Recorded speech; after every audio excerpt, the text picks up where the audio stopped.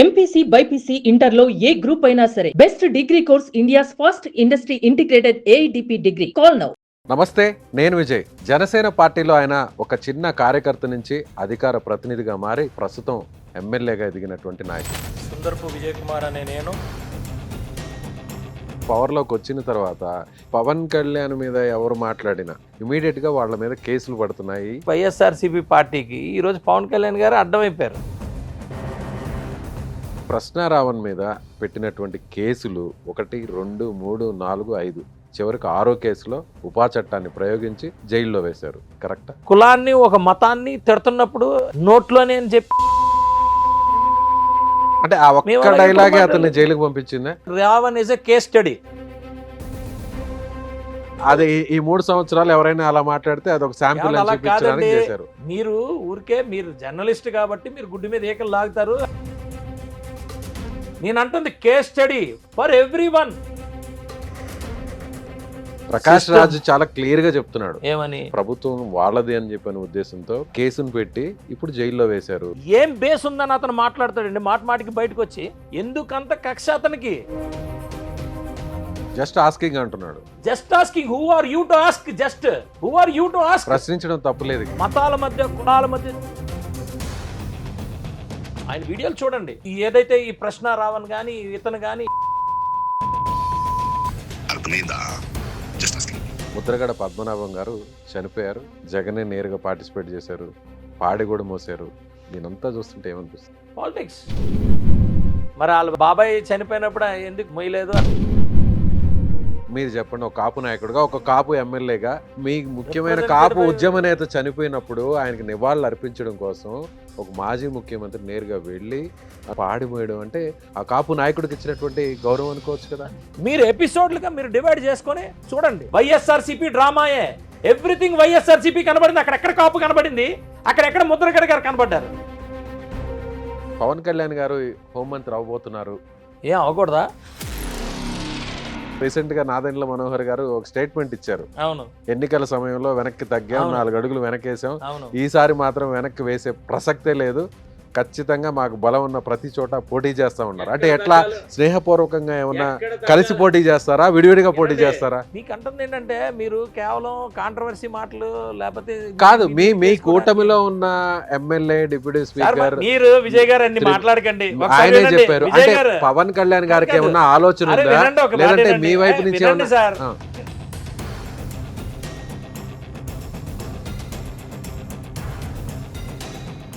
ప్రస్తుతం ఆయన మనతో పాటు స్టూడియోలో ఉన్నారు. సో ఆయన ముందు, అంటే ఎన్నికలకు ముందు ఆయన ఒక ఫైర్ బ్రాండ్, కానీ ఇటీవల కాలంలో కాస్త ఆయన వాయిస్ ఎందుకు తగ్గింది? అధినేత నుంచి ఏమన్నా ఆదేశాలు వచ్చాయా, లేదంటే ఎమ్మెల్యేగా బాధ్యత పెరిగిందా? డీటెయిల్గా అడిగి తెలుసుకుందాం. నమస్తే సార్. నమస్కారం అండి. సో అంతకుముందు అధికార ప్రతినిధిగా మీ వాయిస్ ఒక పీక్లో వినిపించేది, ఇప్పుడు ఎలమంచిలి ఎమ్మెల్యేగా కాస్త కాదు చాలా వరకు వాయిస్ తగ్గిపోయింది. దానికి రీజన్ ఏంటో తెలుసుకోవచ్చు? ఈరోజు ఎమ్మెల్యే అంటే ఒక చట్టసభలో చట్టాలు చేయాల్సిన పరిస్థితి, ఒక నియోజకవర్గంలో బాగోగులు చూసుకోవాల్సిన పరిస్థితి. డెఫినెట్గా బాధ్యతలు ఎక్కువ ఉన్నాయి. బాధ్యత ఎక్కువ ఉంది. ప్రజలు నాకు ఈ బాధ్యత ఇచ్చిన తర్వాత పని చేసి చూపించాలి, ఊరికే మాట్లాడటం కాదు. కానీ పార్టీ వాయిస్ని మీలాగా గట్టిగా వినిపించే వారి సంఖ్య తగ్గిందంటే? తగ్గిందని లేదండి. పార్టీ అన్నాక అది గ్రో అవుతూనే ఉంటుంది. పార్టీ అన్నాక మాలాంటి కొత్త పార్టీస్ ఏమవుతుందంటే మా దగ్గర వచ్చిందంతా కూడా కొత్త రక్తం. అంతా కూడా మా పవన్ కళ్యాణ్ గారు ఒకటే చెప్తారు, ఇదంతా రా మెటీరియల్ లాగా, దీన్ని ఎలా తీర్చిదిద్దుకుంటే అలా అని.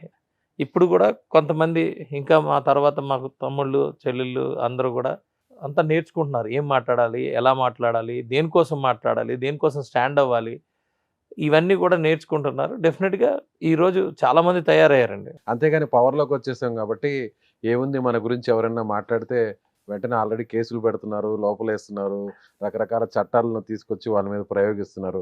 పవర్లో ఉన్నాం కాబట్టి మనం మాట్లాడాల్సిన అవసరం లేదు, సో పోలీసుని యూజ్ చేసి లోపల వేసేయచ్చని. పవర్లోకి వచ్చిన తర్వాత ఏం చేసామనేది చూపించుకోవాలండి. పవర్లోకి రాకముందు నువ్వు ఇది చెయ్యాలి నువ్వనే ప్రశ్నించవచ్చండి. ఇక్కడ ప్రశ్నించడానికి కాదు, ఇక్కడ పని చేయాలండి. సో ఇది డిఫరెన్స్ ఉంది. 2 చట్టాలు అనేది తయారు చేసుకోవాల్సిన పరిస్థితి ఉందండి. పవర్లో రాకముందు ఎవరు పడితే వాళ్ళు రాజ్యాంగాన్ని అపహాస్యం చేసిన, చట్టాలని అతిక్రమించిన మనం ప్రశ్నించగలుగుతాం. ఇక్కడికి వచ్చేసరికి ఆ చట్టాలని ఇంప్లిమెంట్ చేసుకునేటి చట్టం తన పని తనం చేసుకునేటట్టు మేము చేసుకోవాల్సిన బాధ్యత మాకుంది. ఎవరి మీద స్పెసిఫిక్గా ఏమి కేసులు పెట్టేది ఏమి ఉండదండి. చట్టం తన పని తను చేసుకునేటట్టు చూస్తాం. ఇప్పుడు పవర్లోకి వచ్చిన తర్వాత మా బాధ్యత ఏంటంటే చట్టం తన పని తను చేసుకోలేనప్పుడు డెఫినెట్గా ఎందుకు చేయట్లేదు అనేది మాట్లాడగలుగుతాం. ఇంతకుముందు అలా కాదు కదా, ఈ పని పలానాది ఇది చేయలేదు, పలానాది ఇది పర్సనల్గా ఇది చేస్తాడో, ఆయనకు ఉన్న ఏదైతే రాజ్యాంగం ఇచ్చిన హక్కుల్ని దుర్వినియోగం చేసి ఇలా చేస్తున్నాడని మనం ఎత్తి మాట్లాడాల్సిన పరిస్థితి. ఈరోజు డెఫినెట్గా ఆ పని చేసినప్పుడు ఎందుకు చేయలేదు అనేది అధికారులని, గవర్నమెంట్ని మేము మాట్లాడి ఆ చట్టాన్ని లోబడి ఆయన్ని తీసుకెళ్లే పరిస్థితి ఉంటుందండి. కానీ ఇటీవల కాలంలో పవన్ కళ్యాణ్ మీద ఎవరు మాట్లాడినా అంటే తీవ్ర స్థాయిలో ఎన్నికల ముందు వరకు కూడా ఎవరైనా మాట్లాడితే మీలాంటి వాళ్ళందరూ కూడా ముందుకొచ్చేసి అదే స్థాయిలో మీరు విరుచుకుపడేవాళ్ళు, అదే స్థాయిలో మీరు కూడా కౌంటర్ ఇచ్చేవాళ్ళు. కానీ మీరు పవర్లోకి వచ్చిన తర్వాత ఏమాత్రం ఎవరైనా నోరు జారుతున్నా ఇమీడియట్గా వాళ్ళ మీద కేసులు పడుతున్నాయి. సో వాళ్ళని ఇంకొక రెండోసారి మాట్లాడనివ్వకుండా చెయ్యాలి అనేది పవర్ని బలవంతంగా యూజ్ చేస్తున్నారంటే కేవలం పవన్ కళ్యాణ్ గారు ఒకటే కాదండి, ఎవరినన్నా కూడా ఇప్పుడు పవన్ కళ్యాణ్ గారే డైరెక్ట్గా మా పార్టీలో ఒక సెల్ ఓపెన్ చేసాం.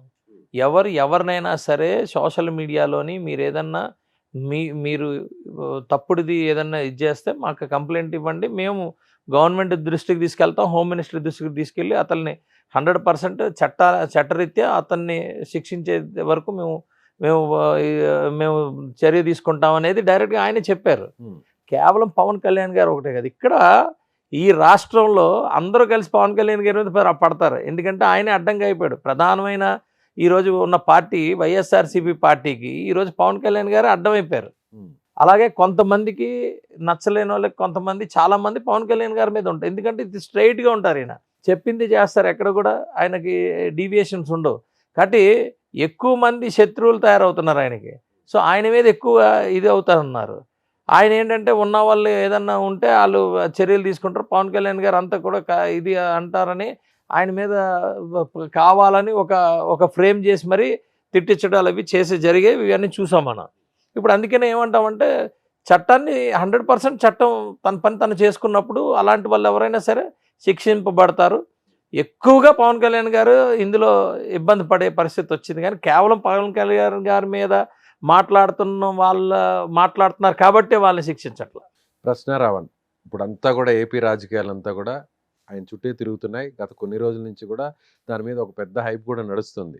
మీరు చాలా డిబేట్స్లో పార్టిసిపేట్ చేశారు, మీరు కూడా చాలా గట్టిగా కూడా వినిపించారు. మీరు కూడా ఒకానొక దశలో కాస్త ఏం కాదు కొంచెం ఎక్కువగానే శృతిమించి ఉంటారు.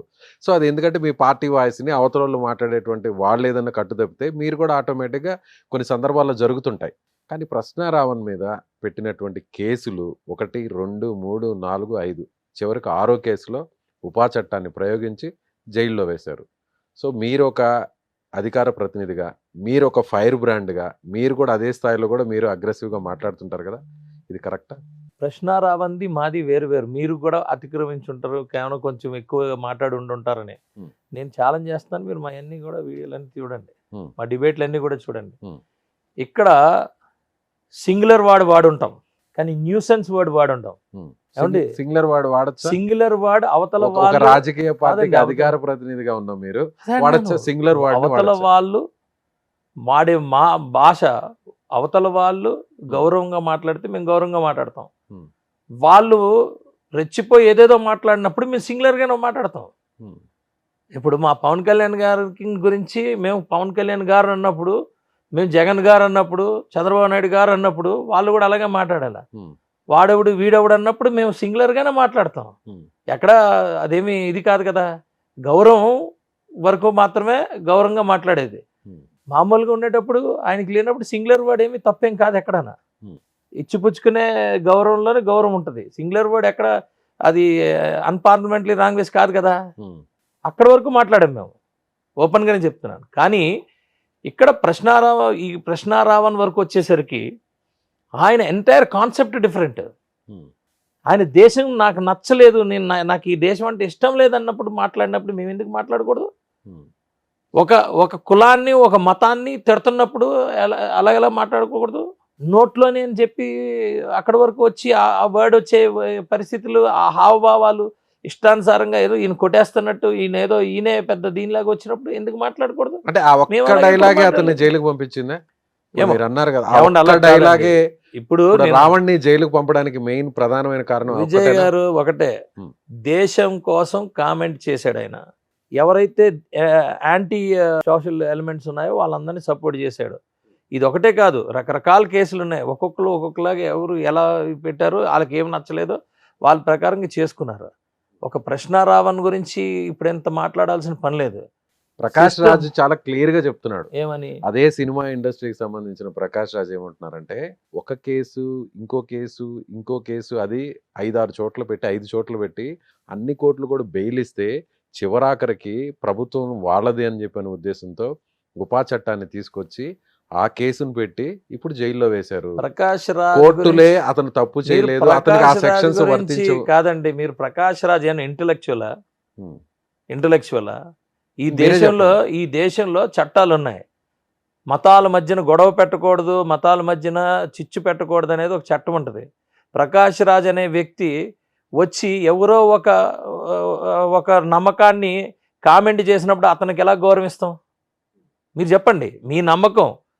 ఇప్పుడు మేము ఒక పల్లెటూరులో ఉంటాం, ఆ ఊర్లో ఉన్న దేవతకి మేము గౌరవిస్తాం, మేము నమ్మకం ఆ తల్లి మాకు మంచి చేస్తుందని పండగలు చేస్తాం.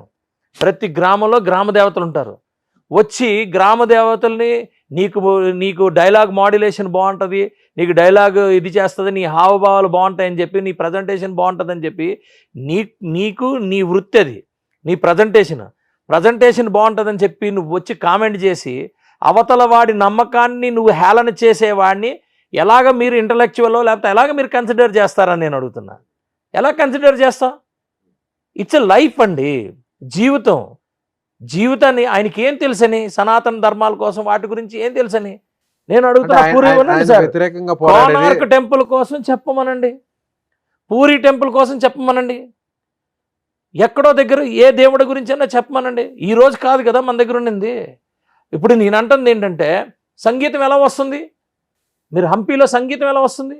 లైఫ్ అనేది ఉండండి సార్. విజయ్ గారు, మీరు ఒక మాట అడిగిన తర్వాత ఆ మాటకి ఆన్సర్ చెప్పాలి. లైఫ్ అనేది ఎవరో ఒకరి నమ్మకం. మీకు తెలుసా, ఆక్సిజన్ మీకు ఉంటుంది, మీరు భగవంతుడు పుట్టిన వెంటనే మీకు ఫుడ్ ఉంటుంది, మీకు నీళ్ళు ఉంటాయి, లేకపోతే మీకు పీల్చుకోవడానికి గాలి ఉంటుందని మీకు తెలిసే పుట్టారా? పుట్టిన తర్వాత ఏదో ఒక నమ్మకంతోనే కదా వెళ్ళిపోతారు, అంతే కదా. ఇది దొరకదని మిమ్మల్ని చెప్పి ఇది వేస్ట్ అది వేస్ట్, ఈ గాలి వేస్ట్ అది వేస్ట్ ఇది వేస్ట్ అంటే నువ్వు పేల్చుకంటే ఇది అంతే. నమ్మకం అనేది నేనేమంటానంటే, ఇప్పుడు నేను ఉంగరాలు పెట్టుకున్నానండి, మీరు ఎలా కామెంట్ చేస్తారు? నా ఉంగరాల మీద మీరు ఎలా కామెంట్ చేస్తారు? ఇది నా నమ్మకం, అలాగని చెప్పి కాదండి, వినండి సార్, ఏ మతం గాని ఏ కులం గాని పక్కవాడి నమ్మకాన్ని హేళన చేయమని కానీ వాళ్ళని ఇది చేయమని కానీ అంటే ఈయనేంటి సూపరా? ఈయన చెప్పిందే కరెక్టా? ఈయన చెప్పి నేను వేదం అంతా తెలుసా? లేకపోతే ప్రపంచంలో ఉన్న అన్ని నేను చదివేశాడా? ఏం బేస్ ఉందని అతను మాట్లాడతాడండి మాటికి బయటకు వచ్చి. ఎన్ని సంవత్సరాల నుంచి ఆయన భరిస్తున్నారు? అదే అంటున్నాను, ఆయన అడగాలి ఎందుకంత కక్ష అంటున్నా, ఎందుకంత కక్ష అతనికి?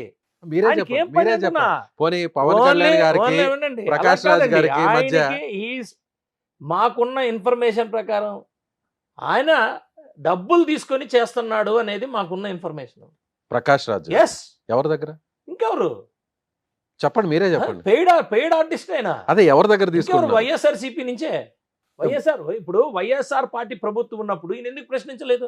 ఈయన అప్పుడు అక్కడ ఇండిపెండెంట్ గా పోటీ చేసింది కూడా ఇప్పుడు ఆయన వైఎస్ఆర్సీపీ ఫండింగ్ నుంచే పోటీ చేశాడా కర్ణాటకలో? కర్ణాటక ధర్మస్థలంలో కూడా అలాగే చేశాడండి. అక్కడ అంతా కూడా ఆయన కుట్రంతా బయట పెట్టగానే డైరెక్ట్ ఇక్కడికి వచ్చాడు. ఇక్కడ ఏం పని అంటున్నాను నేను, ఆంధ్రప్రదేశ్ లో అతనికి ఏం పని అంటున్నా? దేశంలోని మీరు హిందూయిజంనో ఇంకొకరినో ఇంకో దేవుణ్ణో మీరు ఎందుకు హేళన చేసి ఎలా పడితే అలా మాట్లాడతారు? అలా ఉందా చట్టంలో, రాజ్యాంగంలో అలా ఉందా? చెప్పండి. అంటే ఆయన సనాతన ధర్మానికి వ్యతిరేకంగా ఉన్నాడా, లేకపోతే మోడీకి వ్యతిరేకంగా ఉన్నాడా, లేకపోతే పవన్ కళ్యాణ్కి వ్యతిరేకంగా ఉన్నాడా? సింగిల్ లైన్ ఆయనకి కాన్సెప్ట్ ఏంటంటే, ఆయన ఎవడు ఎక్కడి నుంచి ఫండ్ ఇస్తారో ఏది మాట్లాడతారో ఆయనకే అన్ని తెలిసినట్టు, ప్రపంచం మొత్తం ఆయనే మేధావైనట్టు, ఆయన చెబితే అందరు వినేటట్టు. నీకు మాడ్యులేషన్ ఉండొచ్చు, సరస్వతీదేవి నీ నాలుగు మీద ఉంది కాదని అన్ను. సరస్వతీదేవి ఉందని చెప్పి గొబ్బంతా మాట్లాడితే ఏదో ఒక రోజు నువ్వు కూడా రోడ్స్ మీదకి వచ్చేస్తావు. ఉమ్, అది నీ జీవన విధానం కోసం, నీ జీవితం కోసం ఎప్పుడో మీ తల్లిదండ్రుల్లో ఎవరో నీకు పుణ్యం చేశారు కాబట్టి ఆ సరస్వతీదేవి వచ్చింది. ఆ సరస్వతీదేవికి మా పవన్ కళ్యాణ్ గారు కూడా రెస్పెక్ట్ ఇస్తారు. ఆయన సినిమాల్లో ఆయన యాక్ట్ చేపిస్తున్నారు. ఎందుకు?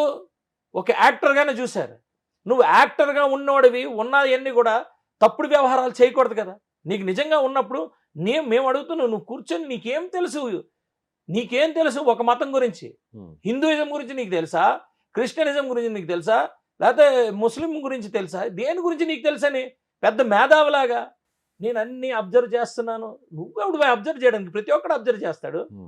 నువ్వెవడు అబ్జర్వ్ చేయడానికి? జస్ట్ ఆస్కింగ్ అంటున్నాడు. Just asking. Who are you to ask? Just who are you to ask? ప్రశ్నించడం తప్పులేదు కదా. ప్రశ్నించడం తప్పులేదు, కానీ మతాల మధ్య కులాల మధ్య చిచ్చు పెట్టడం అనేది తప్పు.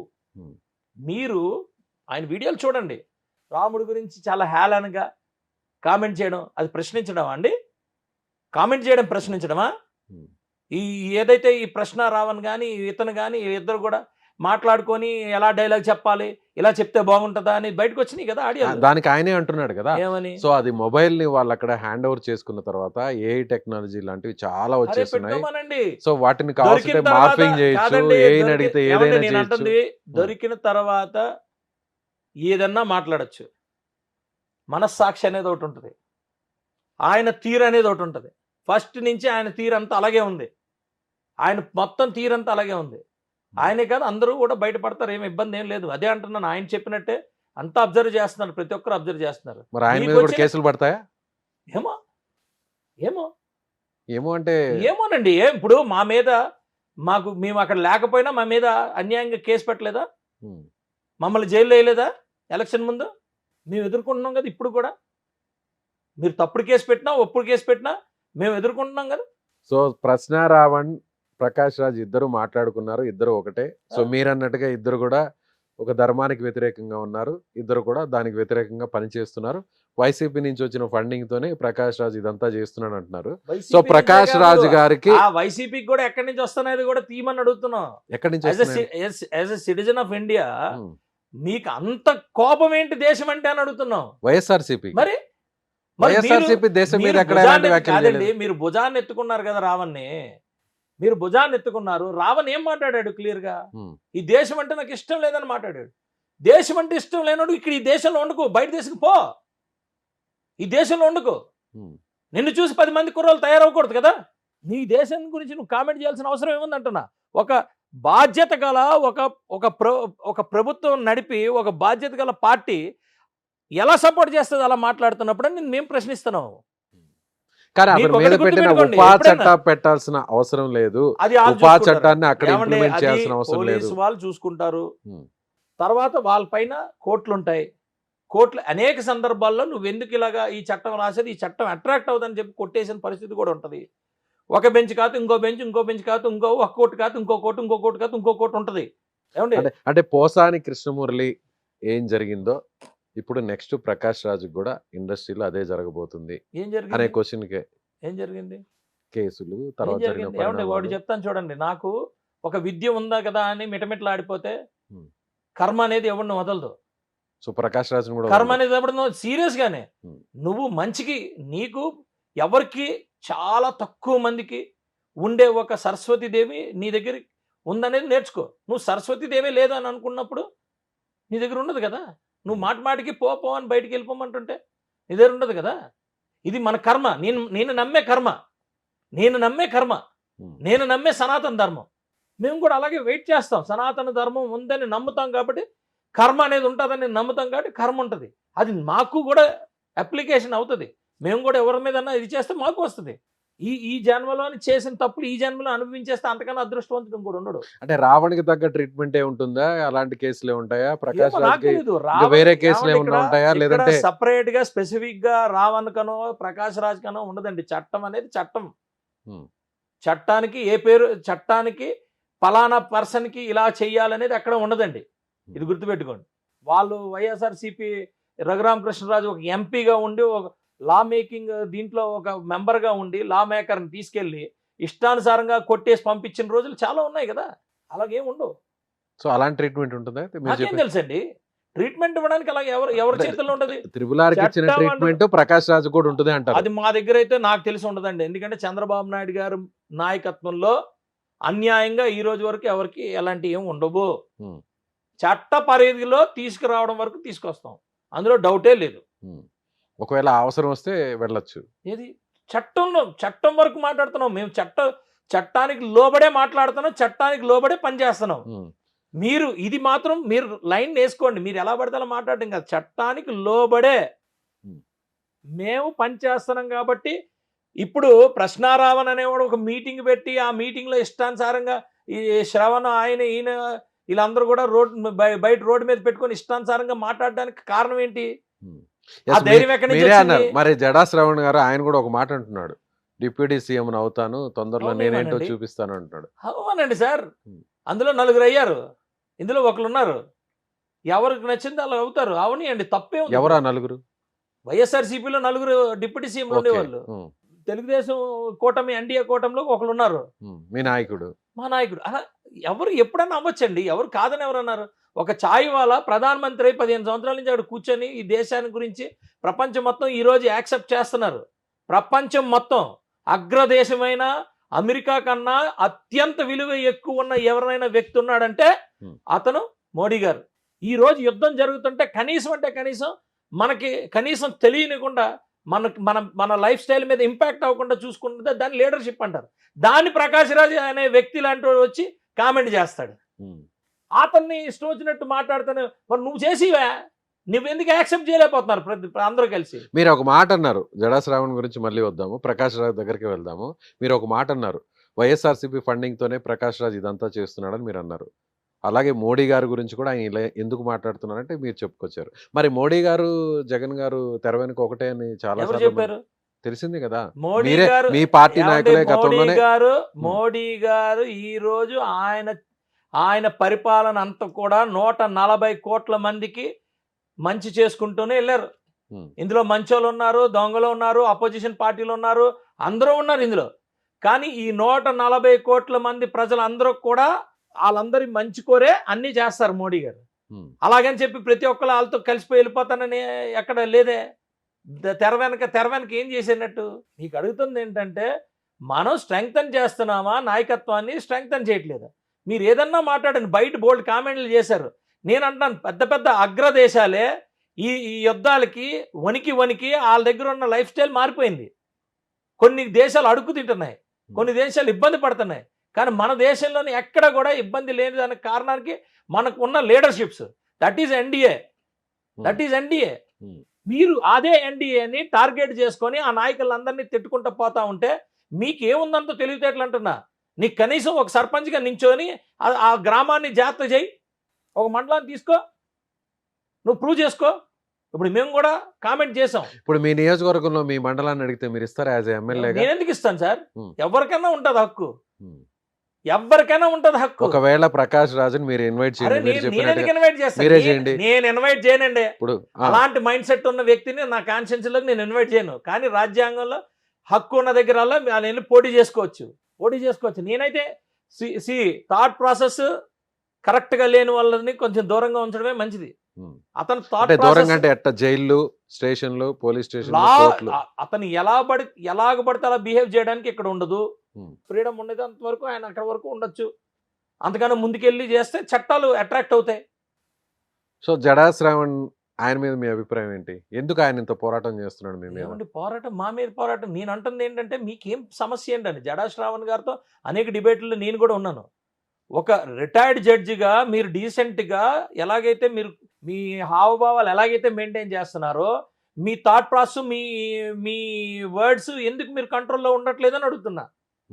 మీరు మీరు అక్కడి నుంచి ఆ డిగ్నిఫైడ్గా మీరు ఒక కోట్ వేసుకొని, ఒక సూట్ వేసుకొని, ఒక టై వేసుకొని ఎంత డీసెంట్గా బిహేవ్ చేస్తున్నప్పుడు, మీరు అదే డీసెన్సీ మీ యొక్క ప్రవర్తనలోని, మీరు ఒక మాట తీరులోని ఎందుకు మీరు బిహేవ్ చేయట్లేదని అడుగుతున్నా. ఉండాలి కదా. ఇష్టానుసారంగా ఏది పడితే అది మాట్లాడితే మీకు శాంటిటీ ఉంటుందా? ఉండదుగా. సో ఆయన మీకు పోటీయా వచ్చే ఎన్నికల్లో?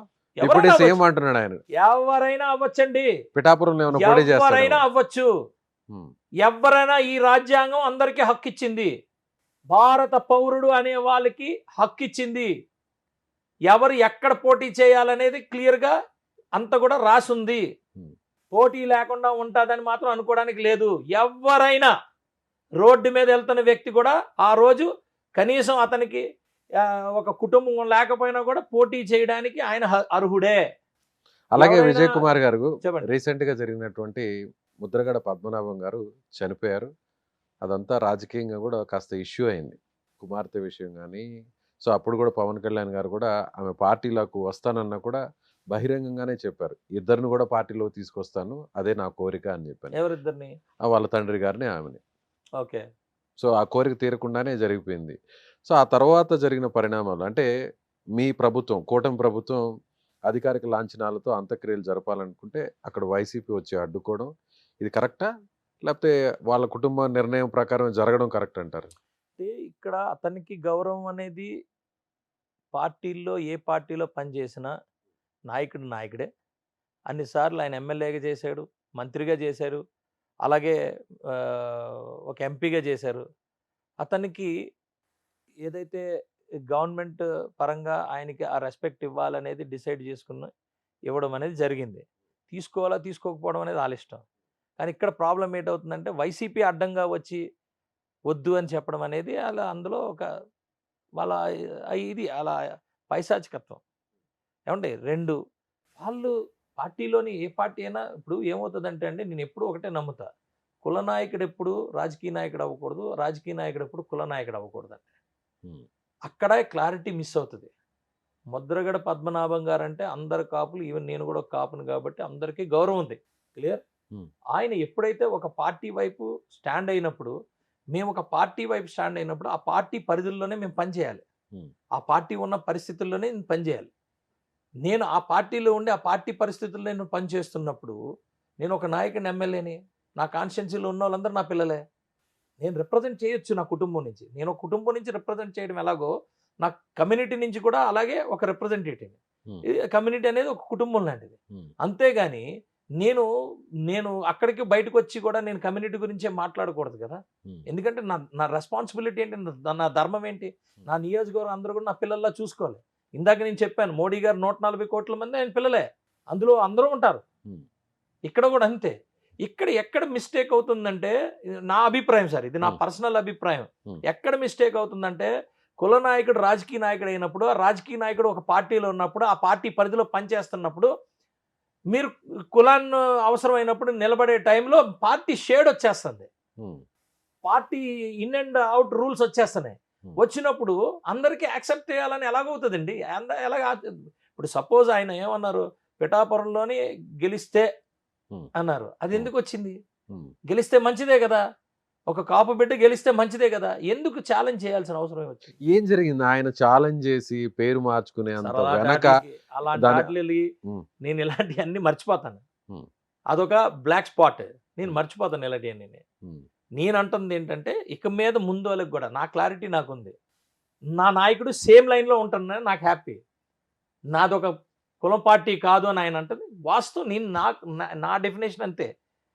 100% మేము ఎదుగుతున్నప్పుడు మా కుటుంబం ఎంతైతే గర్వంగా తలెత్తుకొని తిరుగుతుందో, మేము రిప్రజెంట్ చేసే కమ్యూనిటీ కూడా అలాగే తలెత్తుకొని గర్వంగా ఉంటుంది. వాళ్ళకిచ్చే గౌరవం అది. ఇప్పుడు శ్రీకృష్ణదేవరాయలు గారి గురించి ఈ రోజుకి మేము మాట్లాడుకుంటాం, ఆయన పరిపాలన అదంతా. శ్రీకృష్ణదేవరాయలు కేవలం ఒక కాపులకే కాదు కదా చేసింది. ఇక్కడ అంతే. నేనంటుంది అందుకే వ్యతిరేకించారా మరి ముద్రగడ గారు పవన్ కళ్యాణ్ గారిని? ఏమో ఆయన ఎందుకు వ్యతిరేకించారో మాకు తెలీదు. నేనైతే మాత్రం చాలా క్లారిటీగా, ఒక పార్టీ గొడుగులోకి వెళ్ళిపోయినప్పుడు ఆ పార్టీకున్న ఇన్ అండ్ అవుట్ రూల్స్లోని ప్రకారంగానే ప్రతి ఒక్కరు పనిచేయాల్సిన పరిస్థితి వస్తుంది. ఇప్పుడు వైసీపీలో కూడా మంచి మంచి నాయకులు ఉన్నారు, కానీ వైసీపీ దొంగలకి వెళ్ళి సపోర్ట్ చేయడం, ఒక పిల్లోడు చచ్చిపోయే టైంలో ఉంటే అతని కోసం పవన్ కళ్యాణ్ గారు వెళ్తే దాని మీద కామెంట్ చేయడం, ఇవన్నీ ఆ పార్టీకి ఉన్న ఇన్ అండ్ అవుట్ రూల్స్. అవి ఇన్ అండ్ అవుట్ రూల్స్, వాళ్ళ పరిధి అవన్నీ. అలాగే చంద్రబాబు నాయుడు గారు, మాకు అది వేరే పార్టీ అయినా మేము ఈ పార్టీ అయినా చంద్రబాబు నాయుడు గారి దగ్గర అలాగ ఎప్పుడు మేము చూడలేదు. అలాగని బీజేపీలో కూడా ఎప్పుడు అలా చూడలేదు, సిపిఐ సిపిఎంలు చూడలేదు, ఏ పార్టీ చూడలేదు. ఫస్ట్ టైం చూసాం. ఎవడైనా ఒక రౌడీ ఎవరో తెనాలిలోనే ఒక రౌడీ ఇది చేస్తే వాడి దగ్గరికి వెళ్ళి పలకరించడం, ఇవన్నీ కాదు కదా. అప్పుడు ఏమవుతుందంటే ఆ ఇమేజ్ వాళ్ళ మీద పడిపోతుంది. అలాగే మీరు ఇలాగే వెళ్ళి మాట్లాడండి, మీరు ప్రశ్నారావునికి సపోర్ట్ చేయండి, లేకపోతే శ్రవణ్కి సపోర్ట్ చేయండి, లేకపోతే ఇంకొకరికి సపోర్ట్ చేయండి అని వాళ్ళ పార్టీ ఆదేశించినప్పుడు సపోర్ట్ చేయాల్సిందే. అలాగే విజయ్ కుమార్ గారు రీసెంట్గా కూడా ముద్రగడ గారు చనిపోయిన తర్వాత నేను ఒక ఇంటర్వ్యూ చేస్తే కాపు సంఘానికి సంబంధించిన ముఖ్య నాయకుడు దాసరి రాము గారితో మాట్లాడినప్పుడు ఆయన ఒక విషయాన్ని ప్రస్తావించారు. ఏమన్నారంటే ముద్రగడ పద్మనాభం గారు జనసేన పార్టీలోకి రావాలని చాలా కాలం పాటు ఎదురు చూశారు. జనసేన పార్టీకి సంబంధించిన కొంతమంది ప్రతినిధులు ఆయన ఇంటికి వెళ్ళి మాట్లాడారు. సో ఆయన రావడానికి సిద్ధపడ్డారు. వెళ్ళి మేము అధిష్టానంతో మాట్లాడతాం, అధినేతతో మాట్లాడి వచ్చి మళ్ళీ మీ కబురు చేస్తే అప్పుడు పార్టీలో జాయిన్ అవ్వండి అని చెప్తే ఆ మాట కోసం ఆయన 2 నెలలు ఎదురు చూశారు. ఈలోపు వైసీపీ నుంచి కూడా ఒక పెద్ద ఆఫర్ వచ్చింది. కొంత అమౌంట్ ఎన్నికల్లో పోటీ చేయడానికి ఇస్తాము, అలాగే ఎంపీ స్థానాన్ని కూడా ఆఫర్ చేశారు. వాటిని కూడా ఆయన రిజెక్ట్ చేసి ఎదురు చూస్తే ఆయనకు అవమానం జరిగింది. ఆ అవమాన భారం తర్వాతే ఆయన ఎలాంటి కండిషన్ లేకుండా బేషరతుగా వైసీపీకి వెళ్ళి సపోర్ట్ చేశారు, పార్టీలో జాయిన్ అయ్యారు. దీని వెనక జరిగిందంతా ఇది. ఆయన చనిపోయిన తర్వాత కూడా ఇది చెప్పకపోతే సరికాదు అనే ఉద్దేశంతోనే ఆయన చెప్పడం జరిగింది. నిజంగా అది జరిగిందా? ఏమండి, నేనైతే అందులో లేను. మీరు ఇప్పుడు చెప్తున్న ఎపిసోడ్ ఎక్కడా నేను లేను. మా బొలిశెట్టి శ్రీనివాస్ గారు నాకన్నా పెద్ద సీనియరు, ఆయన ఎమ్మెల్యే, నా తోటి ఎమ్మెల్యే. ఆయన దాని మీద ఆల్రెడీ క్లారిటీ ఇచ్చారు, క్లియర్. నా ఉద్దేశం ఏంటంటే ఒక పార్టీలో నేను జాయిన్ అవ్వాలని అనుకున్నప్పుడు, నాకు ఆ ఇంట్రెస్ట్ ఉన్నప్పుడు నేనైతే యాజ్ ఏ లేమ్యాన్ నేను వెళ్ళిపోతాను. ఆయన దగ్గరికి వెళ్ళి నేను పార్టీ జాయిన్ అవుతాను కండువ. ఒక స్థాయిలో ఉన్న వ్యక్తి వెయిట్ చేసి ఉండొచ్చు. అంటే దేని మీద కోపంతో వెళ్ళిపోయారా వైసీపీకి? అంతే కదా మరి. అంటే మీరు ఇవ్వాల్సినటువంటి సముచిత గౌరవం ఆయనకి ఇవ్వలేదు. అంటుంది ఇప్పుడు ఆయన లేరు మన మధ్యలో. ఆల్రెడీ వాళ్ళు పిలుస్తున్నారు ఆయన్ని. నేనేమంటానంటే Dasari Ramu is very good friend of mind. ఒక బ్రదర్ లాగా చూసుకుంటాం. ఇలాంటివన్నీ ఇప్పుడు చెప్పి అనవసరంగా ఆయన్ని తగ్గించొద్దు. ఎందుకంటే ఇప్పుడు నేను ఒక విశ్లేషణ చేశాను అనుకోండి దాని మీద, అనవసరంగా ఆయన తగ్గించినట్టు ఉంటుంది. నేను ఇప్పుడు మాట్లాడితే ఆయన తగ్గించినట్టు ఉంటుంది. లెట్ ఇట్ బి, అయిపోయింది కదా. నేను ఇప్పుడు మాట్లాడితే నేను ఆయన మీద కొన్ని కామెంట్స్ చేయాల్సిన పరిస్థితి వస్తుంది. అవన్నీ అనవసరం. మా బొలిశెట్టి సీని గారు అందులోని ఇన్వాల్వ్ అయ్యి ఉన్నారు ఈ టాపిక్ అన్నిటిలోని. ఆయన దాని మీద క్లారిటీ ఇచ్చారు. అవసరమైతే అది క్లిక్ చేసుకుంటే ఆ వీడియో వస్తుంది, ఆ వీడియోలోని క్లారిటీ వస్తుంది. ఇప్పుడు దాసర్ రాము నేను అంటుంది, మరి నువ్వెందుకు ఆ రోజు మాట్లాడలా? నువ్వెందుకు ఆ రోజు నువ్వు జనసేనలో ఉన్నావు కదా బ్రదర్, నువ్వెందుకు వెళ్ళలేదు? నువ్వు వెళ్ళావు కానీ మాట్లాడలేదంటే ఎవరు పాలసీ వాళ్ళకు ఉంటుంది. ఏ పార్టీకి ఆ పార్టీ పాలసీ ఉంటుంది. టైం తీసుకుంటారు. ఇప్పుడు టైం తీసుకుంటారండి. టైం తీసుకున్నారా అని చెప్పి నేను రావద్దని అనలేదు కదా. మరి ఎందుకు వెళ్ళారంటారు? ఆయన కూడా ఆయన పవన్ వెళ్ళడానికి కళ్యాణ్ గారు వినండి, పవన్ కళ్యాణ్ గారు కూడా మీ ఫాదర్తో పాటు నేను జాయిన్ చేసుకుంటానని అన్నారు. మాకు కొన్ని అన్నీ చేసేయాలని ఉంటుంది. బై దట్ టైం మాకు పవన్ కళ్యాణ్ గారేమో చాలా హుందాగా ఆయనకి రెస్పెక్ట్ ఇచ్చారు, ఆయన పెద్దరికానికి ఎక్కడ కూడా ఆయన మాట్లాడారు. కానీ ఎందుకు ముద్రగడ గారు ఆ స్థాయిలో ఆయన మీద పేరు మార్చుకునే అంత ఛాలెంజ్ చేయడానికి వెనక జరిగిన రీజన్ ఏంటి? అది మా పరిధి కాదండి. పవన్ కళ్యాణ్ గారు ఏమి ఛాలెంజ్ తీసుకొని ఇది చేయలేదు. పవన్ కళ్యాణ్ గారు ఏమి మీరు అడగలేదు, నేను గెలిచాం కదా మీరు ఎందుకు మార్చుకోలేదు అని అడగలేదు. ఆయన అన్నీ చేసుకున్నారు. ఇప్పుడు మన మధ్య లేని వ్యక్తి గురించి మనం ఎందుకు మాట్లాడుకోవాలి? ఓకే, ఆయన మరణం తర్వాత జరిగినటువంటి దాని గురించి ఏమంటారు? అదేనండి నేను అంటుంది ఏంటంటే, దయచేసి పొలిటికల్ ఇప్పుడున్న పరిస్థితులు ఎలాగ ఉన్నాయంటే చాలా మంది సీనియర్స్ నాతో మాట్లాడతారు. ఇప్పుడున్న సిస్టమ్ అంతా కూడా ఆఫ్టర్ వైఎస్ఆర్సీపీ వచ్చిన తర్వాత అసలు రాజకీయానికి అర్థాలు మారిపోతున్నాయి. ఇలాంటి ఒక కండిషన్లో మేము పనిచేస్తామని మేము అనుకోలేదు. మేము ఇంకా చాలా పెద్ద వాళ్ళందరితో వర్క్ చేసాం, ఫ్రీడమ్ ఫైటర్స్తో వర్క్ చేసాం, మంచి లీడర్స్తో వర్క్ చేసాం. వాళ్ళు అసెంబ్లీలో మాట్లాడుతుంటే హుందాగా ఎంత ఇన్ఫర్మేటిక్గా ఉండేది. అవతల వైపు మాట్లాడుతుంటే ఆల్ కరెక్ట్ అనిపించేది, యువతల వైపు మాట్లాడితే ఈల్ కరెక్ట్ అనిపించేది. అలా ఉండేది, కన్విన్సింగ్గా ఉండేది. ఈ రోజు చూస్తే ఇష్టానుసారంగా ఎలా పడితే అలా బూతులని అయ్యని ఇయ్యని అసలు అసెంబ్లీకే రాని పరిస్థితులు ఇవన్నీ కూడా రకరకాలుగా ఉండి మాకైతే ఉన్న అన్నిటిలోని టోటల్ స్వర్ణయుగానికి ఆపోజిట్ ఈ టైప్లో మేము ఏ రోజు చూడలేదనే పరిస్థితిలో ఉంది. ఇలాంటి కండిషన్స్లో లీడర్స్ లాంటి వాళ్ళు అందరూ కూడా ఇలాగే ఇరుక్కొని అనవసరంగా కామెంట్లు ఎదుర్కొని వాళ్ళ జీవితాల్లో మచ్చలు తెచ్చుకునే పరిస్థితి వచ్చిందండి ఇప్పుడున్న పరిస్థితి. మాకేంటంటే స్టార్టింగే అది వచ్చింది. మాకు అది రావడమే కాంట్రవర్సీ అంటారా? కాంట్రవర్సీ కాదు, అలాంటి ఒక కండిషన్స్లో వర్క్ చేస్తున్నాం మేము. అలా కండిషన్స్లో మేము పొద్దు నుంచి సాయంత్రం వరకు గొడ్డులా కష్టపడినా ఎవడో ఒకడు వాట్సాప్లోని ఇది అని అడుగుతాడు. మేము 1000% వర్క్ చేసినా 100%కి 1000% వర్క్ చేసినా అది పట్టించుకోరు. వీళ్ళు కావాలని ఏదో ఒకటి పెట్టి అదయింది ఇదయింది లేదు, అరే కాదురా నాయన అన్న కూడా ఇంకా అదే దాన్ని అబద్ధాన్ని విచ్చలవిడిగా దాన్ని ప్రచారం చేసి దాన్ని నిజమని మాట్లాడి చెప్తే నేను అంటుంది మరి మేము సాధించినయో. మీరు వెళ్ళారా, పరామర్శించారా ఆ కుటుంబాన్ని, అలాగే భౌతికాయాన్ని సందర్శించారా మీరు? సార్ నాకు వేరే కొంచెం ఇబ్బంది, నాకు హెల్త్ ఇష్యూ మీద నేను వెళ్ళలేకపోయాను. జగన్ గారు వైసీపీ మొత్తం ఓన్ చేసుకున్నారు. సో ఆయనకు సంబంధించినటువంటి ఆ అంతిమ యాత్రలో జగనే నేరుగా పార్టిసిపేట్ చేశారు, పాడి కూడా మోసారు. సో కుటుంబం అంతా కూడా అయినా నేనే అండగా నిలబడతానన్నారు. పోలీసులకు సంబంధించినటువంటి ఆ గౌరవ వందనాన్ని కూడా వైసీపీ వద్దు అని అడ్డుకునింది. దీనంతా చూస్తుంటే ఏమనిపిస్తుంది? పాలిటిక్స్ అంటే పాలిటిక్స్ చనిపోయినప్పుడు వెళ్ళడం అనేది పాలిటిక్స్ అండి, అదంతా అంతా పాలిటిక్సే. మరి వాళ్ళ బాబాయ్ చనిపోయినప్పుడు ఎందుకు మొయ్యలేదు అని అడుగుతున్నాం కదా, చాలా మంది అడుగుతున్నారు కదా. దానికి సమాధానం చెప్పాలి కదా. మీరు ఎందుకు వద్దన్నారు? పార్టీ కోసం ఆయన అది చేసిన కాదండి, సేవలను ఎందుకు వద్దన్నారు? గుర్తించి చివరి నిమిషంలో ఆయన పార్టీలో జాయిన్ ఆయన అయ్యి పాలిటిక్స్ సార్, పవన్ కళ్యాణ్కి వ్యతిరేకంగా ఆయన పాలిటిక్స్ పోరాడి అండి. పేరు కూడా అవునండి, మార్చుకున్నాడు నేను కాబట్టి అంటుంది సో వెళ్ళి ఒక పార్టీ అధినేతగా అదేనండి వెళ్ళడం అంటున్నా. కనీసం అదొక ఆయనకి సంస్కారం. కాదండి, ఆయనకి అవన్నీ కూడా అడ్వాంటేజ్ అయినాయి. జగన్మోహన్ రెడ్డి ముఖ్యమంత్రి అవడానికి కానీ, జగన్మోహన్ రెడ్డి పార్టీని నడుపుకోవడానికి కానీ ఆయన ఒక కీలకమైన వ్యక్తిగా అయిపోయాడు కాబట్టి దాని మీద ఆయన ఆయన ఇది చేసుకున్నాడు. అదంతా కూడా దాని మీద politics ఏ అంటే కదా. ఏంటది? ఆయన ఆయన ఆయనకి ఉపయోగపడ్డావు కాబట్టి, ఆ పార్టీకి ఉపయోగపడ్డాడు కాబట్టి ఆ మాత్రం ఇది ఇవ్వాలా, లేకపోతే రేపటి రోజుల్లో కాపులందరినీ ఓన్ చేసుకోవాలా, ఇవన్నీ మరి మరి సొంత ఒక చిన్న కాపు నాయకుడిగా మీరు చెప్పండి, ఒక కాపు నాయకుడిగా, ఒక కాపు ఎమ్మెల్యేగా సో ఇది కరెక్ట్ అంటే మీ ముఖ్యమైన కాపు ఉద్యమ నేత చనిపోయినప్పుడు ఆయనకి నివాళులు అర్పించడం కోసం ఒక మాజీ ముఖ్యమంత్రి నేరుగా వెళ్ళి నేరుగా అంత్యక్రియలో పాల్గొనడం, పాడి మోయడం అంటే ఆ కాపు నాయకుడికి ఇచ్చినటువంటి గౌరవం అనుకోవచ్చు కదా. డెఫినెట్ గానండి, డెఫినెట్ గా. మరి అదే మరి గౌరవం అందులో గవర్నమెంట్ తప్పేముంది? అలా కాదు సార్, పాలిటిక్స్ అదే అదే అనేది నేను అడుగుతున్నా. అదే గౌరవం, Hmm. అది ఒక హిస్టరీ. గవర్నమెంట్ అధికార లాంఛనాలతో వెళ్తున్నప్పుడు ఈయన అడ్డుకుంటే దాన్ని పాలిటిక్స్ అంటారు కదా. ఇదే గౌరవం అక్కడ కూడా జరిగి ఉండుంటే నేను గర్వపడేవాడిని. ఒక అధికార లాంఛనాలతో వెళ్ళారా అంటే నేను ఎంత గర్వపడేవాడిని. ప్రతి కాపు బిడ్డ అలాగే గర్వపడేవారు కదా. దాన్ని ఎందుకు వద్దన్నారు? ఇప్పుడు మైనస్ అయిపోయిందిగా. మరి దాని అంతా పాలిటిక్స్ కింద కుటుంబమే తీసుకోవాలిగా. వద్దన్నారు కదా. అదేనండి, కుటుంబాన్ని ఎవరు ఎంకరేజ్ చేసి ఉంటారు? మేము చెప్పదే అమ్మ అలా కాదండి అని చెప్పాల్సిన బాధ్యతలను పెద్దలు ఏం చెప్తారు? అంటే ఆ క్రెడిట్ అంతా ఆవేశంగా- మీకు వస్తుందనా? అదే అంటున్నా, మరి క్రెడిట్ అంతా క్రెడిట్ మాకేం కాదు. గవర్నమెంట్ అనేది ఎప్పుడు కూడా కొన్ని పరిస్థితుల్లో కొన్ని వ్యవహారాలు అలా జరుగుతూ ఉంటాయండి. అది ఆటోమేటిక్ గా జరపాల్సిన పరిస్థితి వస్తుంది.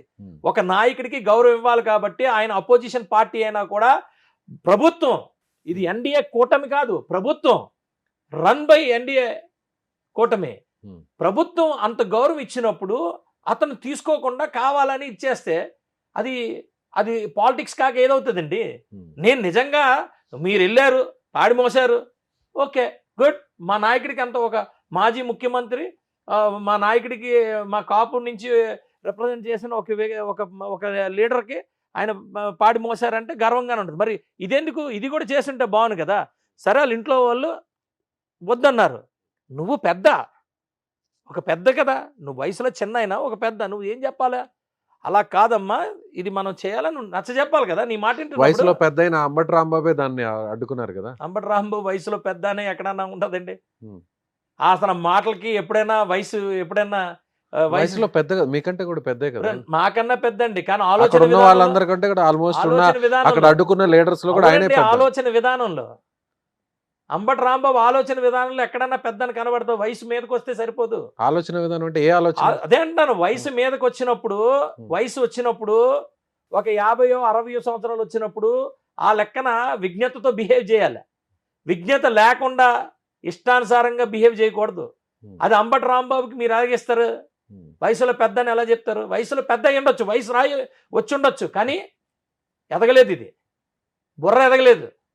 అదేనా? అలాగే బిహేవ్ చేస్తాడు అతను పూర్తిగా అతను స్వార్థం కోసం మాట్లాడతాడు. నేను ఈరోజు చెప్తున్నాను, రేపు పొద్దున్న జగన్మోహన్ రెడ్డి ఏదైనా చేస్తే జగన్మోహన్ రెడ్డిని కూడా తిడతాడు. ఆయన కూడా ఒక కాపు నాయకుడే కదా. ఆయన కూడా మీలాగే ఎమ్మెల్యే గెలిచి మంత్రిగా పనిచేశాడు కాబట్టి ఆయనకు కూడా అక్కడ ప్రశ్నించే హక్కు ఉంది కాబట్టి చేస్తున్నాను. వినండి, మేము పార్టీలోకి వెళ్ళిన తర్వాత మేము కాపు నాయకుడు అవ్వము. Represented from one community that is called Kapu. Okay, అది ఓకే. మీరు రాంగ్ అనకాదు సార్, మీరు సంబోధించడంలో కూడా ఇక మీద నుంచి అందరూ అలా సంబోధించండి. When we represent we represent from మేము ఒక పార్టీ నుంచి మేము మమ్మల్ని స్పాన్సర్ చేశారు.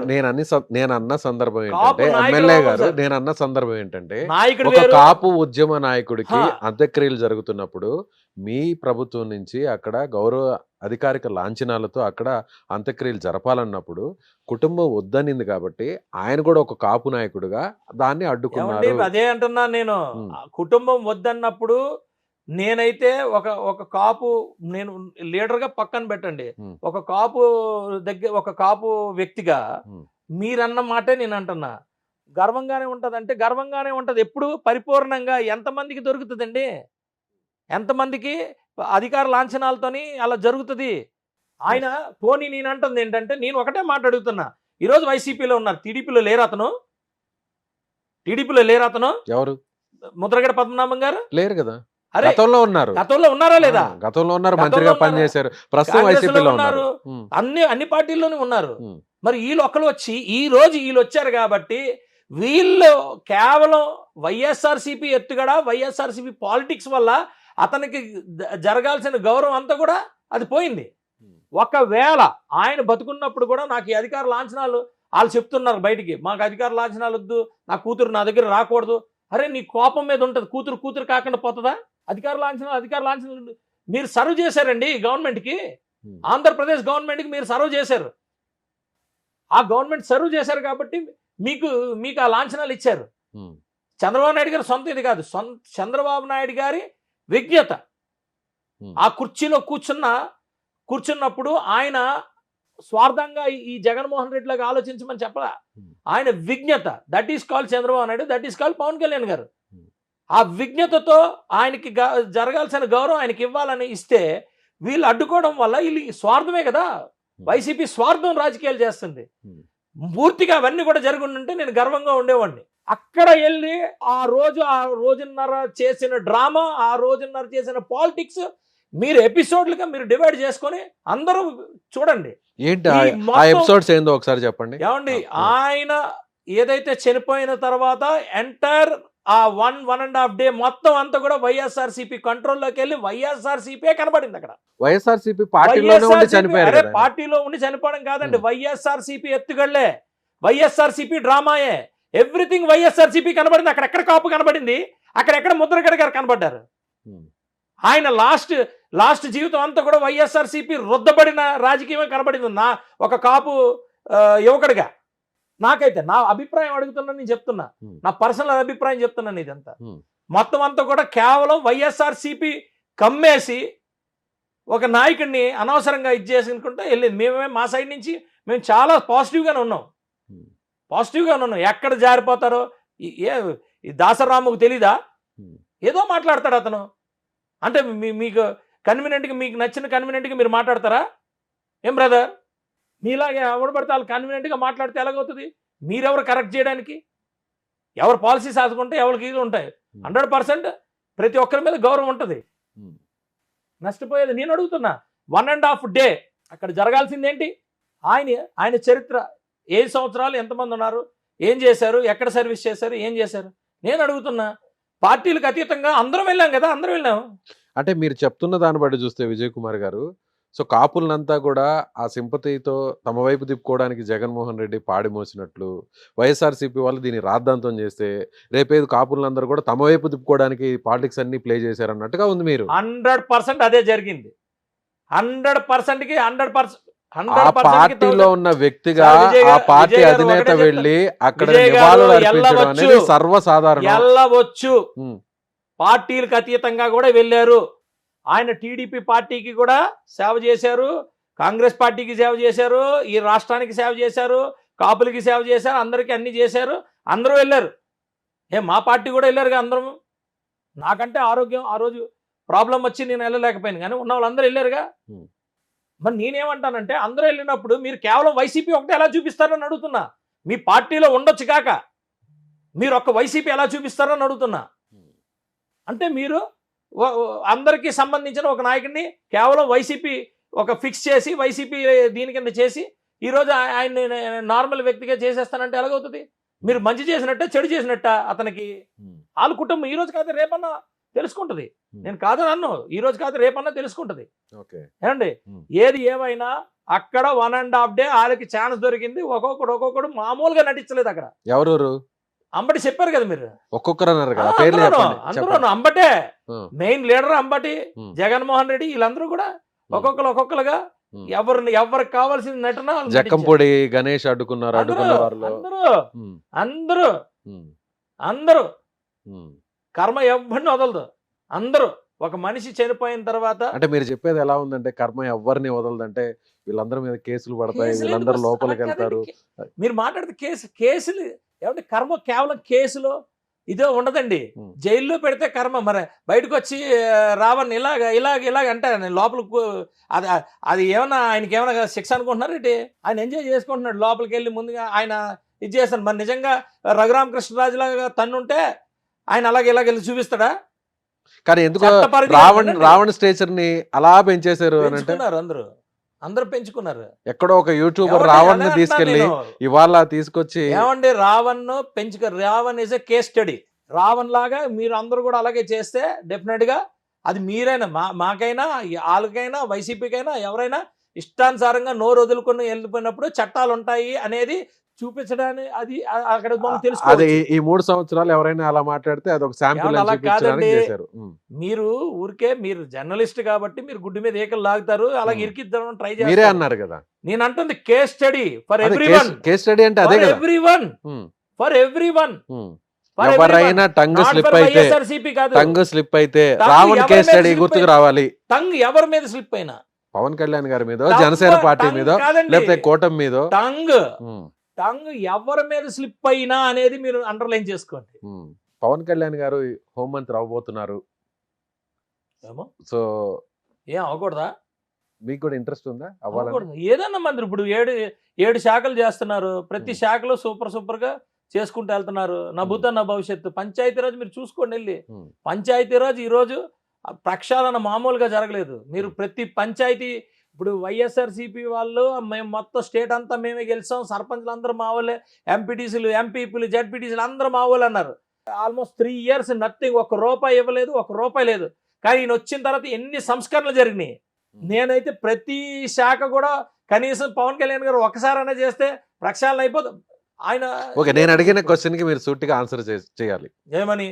పవన్ కళ్యాణ్ గారు హోంమంత్రి అవుతున్నారని మీ కూటమిలోనే ఉన్న deputy speaker, Telugu Desam party MLA triple R చాలా స్ట్రైట్ గా చెప్పేశాడు. అవ్వచ్చు. అవ్వాలని కోరిక మీకు కూడా ఉందా? నాకు ముఖ్యమంత్రి అవ్వాలని కోరుకుంది, ప్రధానమంత్రి అవ్వాలని కోరుకుంది. ప్రధానమంత్రి వినండి వినండి పూర్తిగా అక్కడ ఆపేకండి. ప్రధానమంత్రి అరే ఆగండి సార్, మీరు ప్రపంచ దేశాలకి ఒక దిక్సూచి అవ్వాలని ఉంది. నేను ఇంకా చాలా ఆలోచిస్తున్నాను. అంటే ఇప్పుడు మోడీ గారి స్థానంలో పవన్ కళ్యాణ్ కూర్చోబెట్టారంటారా? అలా కాదండి, మోడీ గారి స్థానంలో పవన్ కళ్యాణ్ గారు, మీరు ఇవన్నీ మాట్లాడకండి. మోడీ గారు వీఆర్ ఆల్ మొత్తం అందరం కూడా మీరే అన్నారు మీ కన్విన్స్ అలా కాదు. మేము మోడీ గారి నాయకత్వంలో చాలా కన్విన్స్డ్ గా, చాలా కంఫర్ట్ గా మేము ఉన్నాం. చంద్రబాబు నాయుడు గారి నాయకత్వం కూడా మేము చాలా కంఫర్ట్ గా కన్విన్స్డ్ గా ఉన్నాం. మీకు తెలుసా ఉంటది, నేను జనసేన తెలుగుదేశం కలకముందు చాలా డిబేట్లలో నేను చంద్రబాబు నాయుడు గారు ఆయన విధానం ఏంటి, ఆయన ఇదేంటి అనేది నేను చెప్పాను. మోడీ గారి విధానం కూడా నేను చెప్పాను. ఏమండి, ఇవన్నీ కూడా చెప్పాను. నేను అదే అన్నట్లా, నాకు ఇష్టమైన నాయకుడు కాబట్టి ప్రపంచ దేశాల్లో ఈ రోజు యుద్ధాలు జరుగుతున్నాయి కదా, ఈ యుద్ధాలన్నీ కూడా ఆపగలిగే వ్యక్తి మా పవన్ కళ్యాణ్ గారు అనుకుంటాను. నేను ఆ స్టేజ్కి వెళ్ళాలని అనుకుంటాను. ఓకే, హోంమంత్రి పదవి గురించి డిస్కషన్ చేద్దాం. ప్రపంచ దేశాల్లో అత్యుత్తమైన ఒక లీడర్ అక్కడికి రావాలంటే అది భారతదేశం నుంచే రాగలరు. భారతదేశం నుంచి ఉన్న వాళ్ళు పీస్ ఇవ్వగలుగుతారు ప్రపంచానికి. ఇది నేను బాగా స్ట్రాంగ్ గా నమ్ముతాను. ఒక భారతీయుడు అనేవాడు, అందులో మా పవన్ కళ్యాణ్ గారు లాంటి వ్యక్తి 100% దానికి సూటబుల్ అంటాను నేను. ప్రధానమంత్రి కాదు, ప్రపంచ దేశాలనే ఆయన ఒక మంచి దీంట్లోని తీసుకెళ్ళగలిగే. ఇప్పుడు మోడీ గారు అలాగే కదా తీసుకెళ్తున్నారు. మోడీ గారు తీసుకెళ్తున్నారు కదా. మీకు అంటుంది ఏంటంటే మీరు కేవలం కాంట్రవర్సీ మాటలు లేకపోతే కాదు, మీ కూటమిలో ఉన్న ఎమ్మెల్యే డిప్యూటీ స్పీకర్ మీరు విజయ్ గారు అన్ని మాట్లాడకండి. ఆయనే చెప్పారు. అంటే పవన్ కళ్యాణ్ గారికి ఏమన్నా ఆలోచన ఉందా, లేదంటే మీ వైపు నుంచి? సార్ వినండి, మా పార్టీకి అధ్యక్షుడు ఎవరు? పవన్ కళ్యాణ్ గారు అవ్వమనే మేము కోరుకుంటాం. అది ఎమ్మెల్యేగా కోరుకుంటున్నారా, జనసేన పార్టీ నాయకుడిగా కోరుకుంటున్నారా? జనసేన పార్టీ నాయకుడిగా ఎమ్మెల్యేగా సుందర విజయ్ కుమార్ ఇండివిజువల్గా కూడా కోరుకునేది ఏంటి, మేము ఆ పార్టీలో ఎందుకున్నాం, మా నాయకుడిగా గుర్తించి కదా మేము ఉన్నాం. ఆయన ఒక నాయకుడిగా గుర్తించాం, మా నాయకుడిగా గుర్తించుకున్నాం, మా నాయకుడిగా మేము కన్విన్స్ అయ్యాం ఫుల్గా. ఆయన అవ్వాలని అనుకుంటారు, ఎవడైనా అలాగే అనుకుంటాడు. టీడీపీలో ఉన్న వాళ్ళందరూ చంద్రబాబు నాయుడు గారు లోకేష్ గారు అవ్వాలని కోరుకుంటారు. బీజేపీలో ఉన్న వాళ్ళందరూ మోడీ గారు ఇంకొక వ్యక్తి అవ్వాలని. పవన్ కళ్యాణ్ గారు అడిగితే హోంమంత్రి హోంమంత్రి ఇవ్వడం అనేది పెద్ద విషయం కాదు, అసలు దాని గురించి డిస్కషన్ అవసరం లేదు. కానీ ఇప్పుడు ఎందుకు ఈ చర్చ ఉండదండి, ఇప్పుడు అడిగారు, నేను సమాధానం చెప్పాను. ఇప్పుడు ఎందుకు త్రిపులార్ అనే ఆయన నేరుగా ఆయన మాట్లాడారంటే నేను వెళ్ళిపోతాను, ఆయన పిల్లండి. మీరే అన్నారు కదా హోంమంత్రిగా అవ్వచ్చేమో అని అన్నారు. అంటే అరే మీరు ఎలాగా కాదని ఎలాగంటారు అంటే ఇప్పుడు ఎందుకు వస్తుంది చర్చ, నాకేం తెలుసు, మీరు కదా అడిగింది. అంటే ఇప్పుడున్న హోంమంత్రి సక్రమంగా పనిచేయడం లేదనే అభిప్రాయం చేస్తున్నారు, మరి ఎందుకు వస్తుంది డిస్కషన్? మీరు అడిగారు, త్రిపులారే అన్నారు ఆ మాట. అడిగారండి, వారం రోజుల్లో అవబోతుంది, సో ఆయన్ని చూడాలనుకుంటున్నాం. త్రిపులాని అడగండి, దాని గురించి ఎక్కడైతే లేదైతే అరే అడగండి, త్రిపులాని అడగండి, త్రిపులాని అడగండి. లేదంటే మిమ్మల్ని మీరు తెచ్చి మీరేదో అలాగే ఓకే ఓకే ఓకే త్రిపులార్ గారిని అడుగుదాం. సో అలాగే ఇంకొక విషయం కూడా, రీసెంట్ గా నాదెండ్ల మనోహర్ గారు ఒక స్టేట్మెంట్ ఇచ్చారు. అవును, ఎన్నికల సమయంలో వెనక్కి తగ్గాం, 4 అడుగులు వెనకేసాం, ఈసారి మాత్రం వెనక్కి వేసే ప్రసక్తే లేదు, ఖచ్చితంగా మాకు బలం ఉన్న ప్రతి చోట పోటీ చేస్తా ఉన్నారు. అంటే ఎట్లా స్నేహపూర్వకంగా ఏమన్నా కలిసి పోటీ చేస్తారా, విడివిడిగా పోటీ చేస్తారా? అదే డైలాగ్ నేను చెప్తాను, ఎక్కడ తగ్గాలో ఎక్కడ నెగ్గాలో మాకు తెలుసు. ఈరోజు మేమేమంటామంటే 100% ఎక్కడైతే మా క్యాడరు 100% అక్కడ ఆ పదవుల అర్హత ఉందో అలా నెగోషియేట్ చేసుకుంటామని చెప్పారు. అది తక్కువ అయ్యి ఉండొచ్చు, ఎక్కువ అయ్యి ఉండొచ్చు, ఏదైనా అయ్యి ఉండొచ్చు. ఏమండి, దానికి ఆయన అన్న అర్థం ఏంటంటే దానికి ఇంత పర్సంటేజ్ అనేది ఎక్కడ ఫిక్స్ లేదు. అసలు డిస్కషన్ రాలేదా? 80% టీడీపీకి, 15% జనసేనకి, 5% బీజేపీ అని ఇంటర్నల్ డిస్కషన్స్ అండి. ఒక్కొక్క పార్టీ ఒక్కొక్కలా మాట్లాడతాం. మా వరకు మా స్టాండ్ ఏంటంటే we are all responsible to make our eligible leaders opportunity తీసుకురావాలి. వాళ్ళు అక్కడ ఆ పర్టికులర్ గ్రామంలోనో వార్డులోనో ఎంపీటీసీ గానో ఎంపీపీ గానో జెడ్పీటీసీ గానో లేకపోతే కౌన్సిలర్లు గానో చైర్మన్ గానో అక్కడ వాళ్ళకి 100% వాళ్ళకి ఎలిజిబిలిటీ ఉన్న రోజున 15%కి 1% ఎక్కువైంది కాబట్టి ఇవ్వము, లేకపోతే ఇంకా 30% అలాంటిది లేదు అని ఆయన చెప్పారు. సో అవన్నీ చంద్రబాబు నాయుడు గారు, పవన్ కళ్యాణ్ గారు చూసుకుంటారు. డెఫినెట్గా మాకు లీడర్స్ ఉన్నారు, మంచి మంచి లీడర్స్ ఉన్నారు. వాళ్ళందరికీ కూడా పోటీ చేసి గెలిచి ఆ పదవిలో కూర్చొని పరిపాలించే పరిస్థితి పార్టీ ఇస్తుంది. ఓకే, ఎక్కడికో వాళ్ళ విషయం పక్కన పెడదాం, మీ విషయానికి వద్దాం. మీ యలమంచిలి మున్సిపాలిటీలో తెలుగుదేశం పార్టీ, జనసేన, బీజేపీ ఈ 3 పార్టీలు కూటమిగా ఉన్నాయి. అక్కడ తెలుగుదేశం పార్టీ గట్టిగా కానీ కూర్చొని మాకే అక్కడ మున్సిపల్ చైర్పర్సన్, చైర్మన్ పదవి కావాలి అని అంటే కూటమి ధర్మంలో భాగంగా అదేనండి మీరు ఒప్పుకుంటారా? ఎవాల్యుయేట్ చేసే ఫారం ఉంటుంది, దానిపైన యాక్సెప్ట్ చేసేది ఒక నాయకత్వం ఉంటుంది. ఆ దాంట్లోని గట్టిగానే పెడతాం. ఈరోజు ఎమ్మెల్యేగా ఉన్నాను అంటే కూటమి ఎమ్మెల్యేని, నేను జనసేన ఎమ్మెల్యే కదా, జనసేన స్పాన్సర్డ్ కూటమి ఎమ్మెల్యేని. అందరూ నాకు ఓట్లేసిన వాళ్ళేగా. అక్కడ మేమేమంటామంటే అక్కడ డెఫినెట్గా ఎవరు ఏంటనేది ఒక ఐడియా ఉంది, అది వ్యూహం. యుద్ధాలకి ఆయుధాలు కాదు కావాల్సింది, యుద్ధాలకి వ్యూహాలు కావాలి. ఏమండి, అది ఒక వ్యూహం. మీరు వదులుకోవడానికి సిద్ధం. కాంట్రవర్సీ మాట్లాడకండి. నాదెండ్ల మనోహర్ గారు ఏమన్నారంటే వదులుకోమన్నారు, మీరేమంటున్నారు? ఏం వదులుకోమన్నారు? మేము ఎక్కడా కూడా బలం ఉన్న చోట ఈసారి వెనక్కి వదులుకోమన్నారు. వదులుకోవడానికి అని అంటూ అనిపించింది నాకు. వదులుకోము అన్నారు. ఏమంటే అదే అంటున్నా నేను. మీరేమో కూటమి ధర్మంలో భాగంగా వ్యూహాత్మకంగా మీరు విజయ్ గారు మీరు ఎన్ని పైనుంచి కిందకి పైన ఏం పెట్టినా మీకు క్లియర్ గా చెప్పేది ఏంటంటే అక్కడికి వెళ్ళిన తర్వాత ముగ్గురు కలిసి కూర్చున్న తర్వాత ఎవరి ప్రజెంటేషన్ ఆలుకుంటుంది, ఎవరి స్ట్రెంగ్స్ ఆలుకుంటుంది. మాకు కొన్ని పాయింట్స్ ఉంటాయి, ఆ పాయింట్స్ ప్రకారం ఎవరు స్ట్రాంగ్ ఉన్నారో అక్కడ మేము ఎవాల్యుయేట్ చేసుకుంటాము. ఎవాల్యుయేట్ చేసుకున్న తర్వాత ఎవరు ఏంటనేది డిసైడ్ చేసేది నాయకత్వం డిసైడ్ చేస్తుంది. పర్సంటేజ్లు అనేది మేము ఫిక్స్ అవ్వలేదు అనేది మా మనోహర్ గారు. యాజ్ ఏ ఎమ్మెల్యేగా, యాజ్ ఏ ఎలమెంచలి మున్సిపాలిటీలో ఉన్న ఒక ఎమ్మెల్యేగా మీ పార్టీని అక్కడ మీరు రిప్రజెంట్ చేయాలనుకుంటున్నారా లేదా? డెఫినెట్గా రిప్రజెంట్ చేయాలనుకుంటాను. నేను మీకెందుకు చెప్తాను? నేను ఎందుకు మీకు చెప్తాను? నా వ్యూహాలు నాకు ఉంటాయి. మీరు అడిగేస్తా నేను చెప్పేస్తానా? చెప్పను. ఆ రోజు ఆ పరిస్థితుల్లో మా అధిష్టానం ఎలాగ మమ్మల్ని డైరెక్షన్ ఇస్తుందో ఆ డైరెక్షన్ కి అనుగుణంగానే కానీ మీరు ఇచ్చే ఈ కాదు. వాయిస్ 2-3 నెలల ఎలక్షన్ జరగబోతున్నాయి. మీకు మీరు ఇప్పుడు బాగా- మాట్లాడే ఆ వాయిసే మిమ్మల్ని నమ్ముకున్న నాయకులు గానీ అక్కడ ఉన్న క్యాడర్ మా గానీ నాయకులందరితో బాగానే ఉంటాను. ఉమ్, మా దగ్గర ఒక చిచ్చులు భరోసా పెట్టకండి. ఉంటుంది. మా దగ్గర మా చిచ్చులు ఎమ్మెల్యే పెట్టకండి. గట్టిగా- అలా కాదు, మా గట్టిగా- దగ్గర చిచ్చులు పెట్టకండి. ఉమ్. నేను కాదు డిసైడ్ చేసేది, అది గుర్తుపెట్టుకోండి. అధిష్టానం డిసైడ్ చేస్తుంది. డిసైడ్ చేసే పరిస్థితి మీకు లేదు. ఓకే, డిమాండ్ చేయాలి కదా. డిమాండ్ చేయాలా లేదా, నా వ్యూహాలు నాకు ఉన్నాయండి. నా వ్యూహాలు నాకు ఉన్నాయి. గెలుపు అనేది ఇంపార్టెంట్. మనోహర్ గారు చెప్పింది కూడా అదే అర్థం వస్తుంది. గెలుపు అనేది ఇక్కడ చాలా ఇంపార్టెంట్, పరిపాలన అనేది ఇంపార్టెంట్. అర్థమైందండి. ఇలాంటి చాలా క్రైటీరియాస్ ఉన్నాయి. మాకు చంద్రబాబు నాయుడు గారు, పవన్ కళ్యాణ్ గారు, మోడీ గారు ఎందుకు కలిశారంటే దేశం అంటే ఇంపార్టెంట్, ప్రజలంటే ఇంపార్టెంట్ కాబట్టి వాళ్ళందరికీ ఆ ప్రయారిటీస్ ఉన్నాయి కాబట్టి వాళ్ళు కలిశారు. ఆ ప్రయారిటీస్ లేదు కాబట్టి జగన్మోహన్ రెడ్డి, లేకపోతే జగన్మోహన్ రెడ్డి సింగిల్గా సింహం ఏం ఉండదు ఇక్కడ. ఇప్పుడు కూడా నేను ఏం చెప్తున్నానంటే ఆ ప్రయారిటీస్ మీద మేము వర్క్ చేస్తాం. సో ప్లాన్ ఆఫ్ యాక్షన్ అయితే ఉంది. ఉంటది. బయటకి ఎవరి చెప్పకపోయినా plan of action? సార్ ఎవరు ప్లాన్ ఆఫ్ యాక్షన్ వాళ్ళకు ఉంటది. జనసేన ఎమ్మెల్యేల దగ్గర ఉన్న వాళ్ళు అక్కడ ఫిక్స్ చేశారంటే దానికి అడ్వాంటేజ్ టీడీపీగా వస్తుంది. వాళ్ళ దగ్గర 130 పైచీలకు ఎమ్మెల్యేలు ఉన్నారు. మా దగ్గర ఉన్న మా దగ్గరే కావాలంటే వాళ్ళ దగ్గర ఉన్న వాళ్ళ దగ్గర కావాలంటే మాకే నష్టం కదా. వ్యూహాలు ఉంటాయి.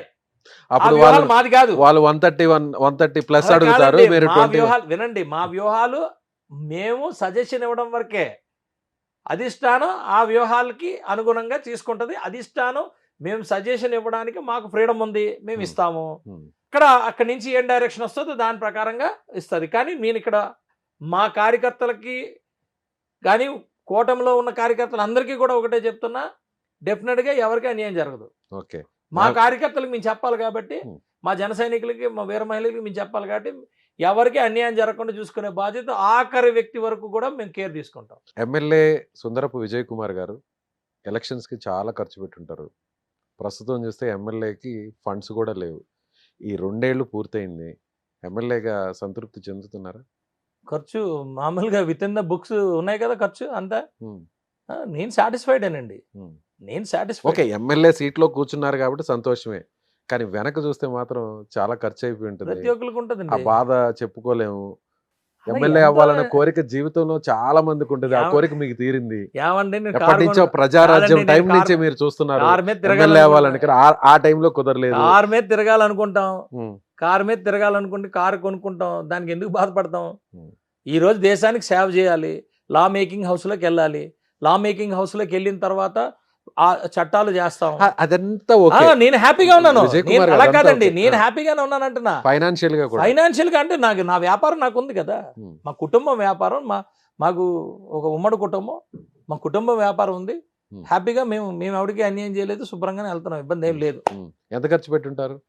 ఎంత ఖర్చు పెట్టారు పుస్తకాలు ఉన్నాయి కదా చూడండి. రాసుకో ఉన్నారా? అరే మేము డిక్లేర్ చేశాం కదా. అది ఓకే, అది అఫీషియల్ గా అంతే. కానీ వెనక ఉంటాయి కదా. అంతే. అది ఈ సందర్భంగా చెప్పకూడదు కాబట్టి చెప్పకూడదు. సందర్భం ఏం లేదండి, చెప్పుకోవచ్చు. రాసుకోన్నారు ప్రతి లెక్క. ఏమండి లెక్క కాదు, మేము అక్కడ డిక్లేర్ చేసాం. దాని ప్రకారంగానే మీరు మాట్లాడు, అన్ని మీకు తెలిసినవి ఉంటాయి, అన్ని మాట్లాడుకోవచ్చు. ఓకే, దాని ఫిగర్ లెక్క చెప్పాల్సిన అవసరం లేదు.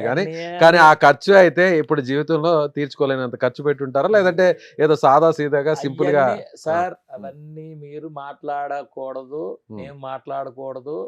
మనం మాట్లాడేవి అంతా కూడా క్లియర్ గా మాట్లాడాము, క్లియర్ గా అందులో రాసుకొని ఉన్నాయి.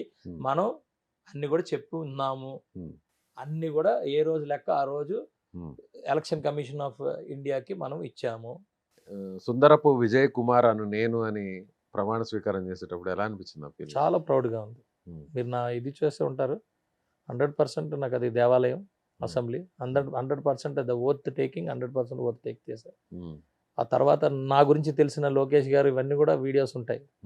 ఎంత కష్టపడి ఆ స్టేజ్కి వచ్చానో నేను జస్ట్ లైక్ దట్ రాలేదండి. ఎవ్రీ మినిట్ ఎవ్రీ అవర్ నేను ఒక యజ్ఞంలా చేశాను అక్కడి వరకు రావడం. డెఫినెట్గా ఇట్స్ ఒక ప్రౌడ్ మూమెంట్ నాకు. అది 100% అది ఒక life turning point moment. Lokesh garu మాట్లాడతారా? 100% లోకేష్ గారు అందరూ మాట్లాడతారు. నేను ఆ పార్టీలో కూడా పనిచేశాను, టీడీపీ Okay. మై ఎంతకాలం? Journey is important. ఓకే. ఆ రోజు వాళ్ళు నా జర్నీ చూసారు, అక్కడ నేను సిన్సియర్గా వర్క్ చేశాను, ఇక్కడ నేను సిన్సియర్గా వర్క్ చేశాను. Hmm. ఇప్పుడు కూడా నేను వైసీపీకి ఏమంటానంటే, మీరు ఒక ప్రజా పరిపాలన చేయాలి, ప్రజలకు లాగా పని చేయాలి తప్పితే Hmm. మనకి నచ్చినట్టు మనం చేసుకుంటే అది కరెక్ట్ కాదనేదే నేను ఇప్పుడు నేను ఇచ్చే సలహా. Okay. అంతే తప్ప నేను సలహా ఇచ్చేంత స్థాయిలో నేను లేను. బట్ డెఫినెట్గా పార్టీలు అన్నప్పుడు ప్రజాస్వామ్యబద్ధంగానే ఉండాలి, రాజ్యాంగం బద్ధంగానే ఉండాలి. ఇంకా ఏమైనా కోరికలు ఉన్నాయా? నెక్స్ట్ లెవెల్ కోరికలు ఏమన్నా? రెస్పాన్సిబిలిటీస్ ఐ మం- కెన్ టేక్ ఎనీ మంత్రివర్గంలో చోటు. ఏమో నాకు తెలియదండి. Hmm. నేనైతే ఈరోజు నాకు మంచి ఇదే ఇచ్చారు. Hmm. దీన్ని నేను నాకు ఒకటే, వరల్డ్లో ప్రపంచంలో Hmm. బెస్ట్ లైఫ్ నేనున్న కాన్స్టిట్యున్సీలో ఇవ్వాలి Hmm. ప్రతి ఒక్కరికి. Hmm. దేనికి ఇదే ఎత్తుక్కోకూడదు. కాన్స్టిట్యున్సీని మీరు అట్టు పెట్టుకో ఉంటారు అంతే. నా సొంత నియోజకవర్గం అండి. అంటే Hmm. మా తాతలు ముత్తాతలు Hmm. ఉన్న మా కాన్స్టిట్యూన్సీ నా సొంత ఊరు అది. Hmm. మా ఫోర్ ఫాదర్స్ నా నేటివ్ ప్లేస్ అది. Hmm. కాబట్టి అది తీసుకున్నాను. చాలా మంది మీరు ఎంచుకున్నారా, నేనేం ఎంచుకోలేదు. నా నేటివ్ ప్లేస్, నా ఊరు ఉన్నది, నా తాతలు ముత్తాతలు, నా చుట్టాలు అందరూ ఉన్నది, అక్కడ నేను వర్క్ చేసుకుంటున్నాను అంతే. సో మంత్రివర్గంలో అవకాశం ఉంటే ఖచ్చితంగా ఓకే అండి. ఏమోనండి, అంటే ఏమో మీ అధినేతకు నమ్మిన బంటుగా, ఒక యువ నాయకుడిగా. తమ్ముడిని, బంటుని కాదు తమ్ముడే అంతే. తమ్ముడిని. Hmm. ఆయన ఏమన్నా అంటే ఒప్పుకోను Hmm. అంతే. Hmm. తమ్ముడుగా నన్ను సీరియస్గా, మా అన్నయ్యని, నన్ను కానీ Hmm. మా కుటుంబాన్ని కానీ చాలా ఆప్యాయంగా సొంత కుటుంబంలాగా చూశారు. ఇప్పటికీ అలాగే చూశారు. Hmm. అంతే. రైట్ అండి. Thank you so much. చాలా Right, విషయాలు sir. మాతో విజయ్ పాటు గారు, thank డిస్కషన్ చేశారు. Thank you. Thank you.